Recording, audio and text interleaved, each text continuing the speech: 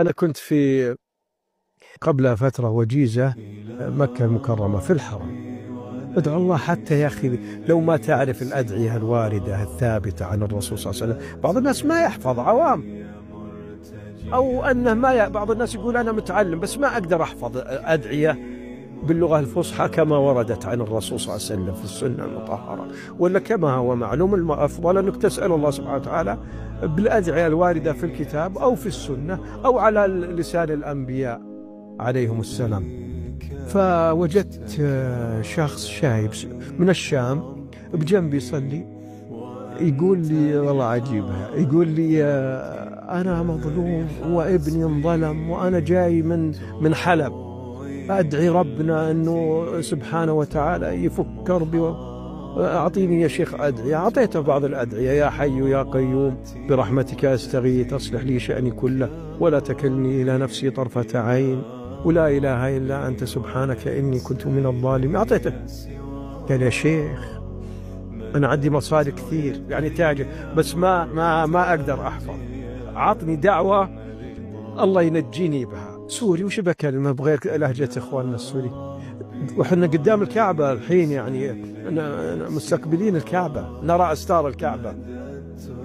قلت بلهجة السوريين، قلت يا عمي شايب هو، قل دخيلك يا الله، قل أنا دخيلك يا الله وما لي غيرك يا الله. ما هو أنتم قلت له، ما هو أنتم يوم جاءتكم الفتن مع النظام السابق والكرب العظيم الذي نجاكم الله منه كنتوا تقولون ما لنا غيرك يا الله.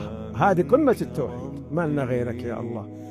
قال إي والله دخيلك يا الله.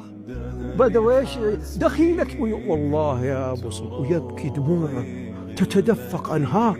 دخيلك يا الله، أنقذني أنا وولدي فلان نسيت اسمه أنا، دخيلك يا الله دخيل. قلت بإذن الله هالدموع ما تروح هدر، أنت استغثت بالمغيث إذ تستغيثون ربكم فاستجاب لكم. أبدا ما حد يستغيث بالله إلا ويستجيب له يا عم، ولا تشيل هم. أنت رميت على رأي إخواننا المصريين، رميت حمولك على الله وخليتها على الله، لا تقلق. جالس كم أنت يا عمي؟ قال قدامي أسبوع زمان. قلت بإذن الله الفرج قبل أسبوع. وأخذ تليفونه ويأخذ تليفوني، هو في مكة. قلت بس أنا لي رجاء عندك.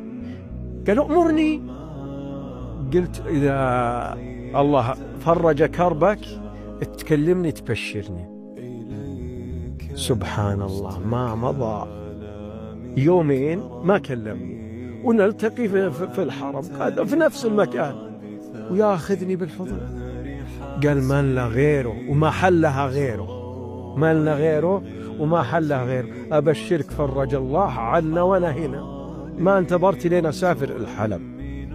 فبس خلك تدعو الله بيقين، بانكسار، بافتقار.